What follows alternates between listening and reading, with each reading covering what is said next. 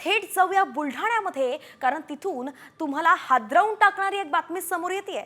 बुलढाण्यात टक्कल व्हायरसनं थैमान घातलंय। हो, तुम्ही ऐकलं ते बरोबरच आहे, टक्कल व्हायरस। कारण या आजारामुळे 3 दिवसातच नागरिकांचं टक्कल पडतंय।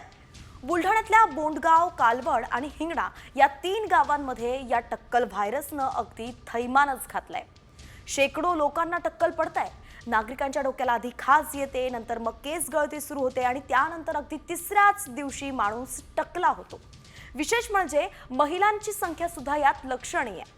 शॅम्पू वापरल्यानं लोकांना टक्कल पडत असल्याचा दावा काही डॉक्टर्सनं केलाय, पण जे शॅम्पू वापरत नाही त्यांचंही टक्कल पडतंय आणि म्हणून एकच खळबळ उडाली आहे। तर याच प्रकरणी लोकांनी काय नेमकं प्रतिक्रिया दिल्यात, आपण त्याही एकदा पाहूयात।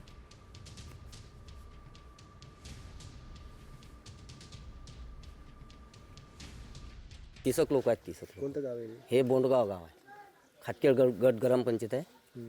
या बोंडगाव इथे फक्त आमच्या म्हणजे जवळपास तरी 30-35 लोक निघतात 15 दिवसात। जवळपास तेवढं नसतील, पण कमी जास्त 10-12 दिवस नक्कीच आहे। कशामुळे केस जात आहेत काय ते काही त्याचं निदान लागलं नाही अजून।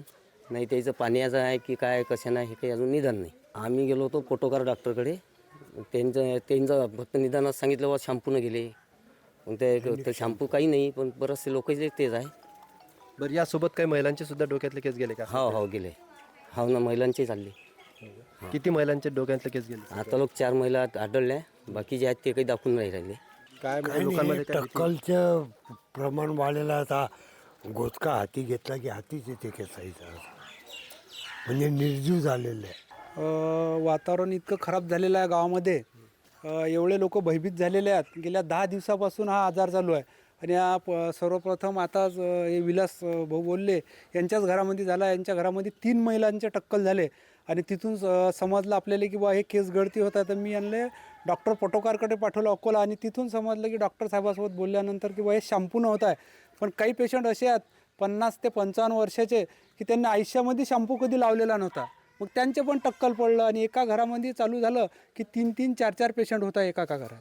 त्यामुळे गावामध्ये खूप भीतीचं वातावरण पसरलेलं आहे। भोनगाव PSC अंतर्गत एमओ वगैरे येऊन गेले इथून, आणि त्यांनी पाणी नमुने घेतले आणि काही त्यांच्या आता तात्पुरत्या स्वरूपात एक एमओ म्हणून त्याने त्यांची जबाबदारी पार पाडली। कॅमेरामन सुनील मोरेसह मी संजय जाधव, बोंडगाव, शेगाव, बुलढाणा।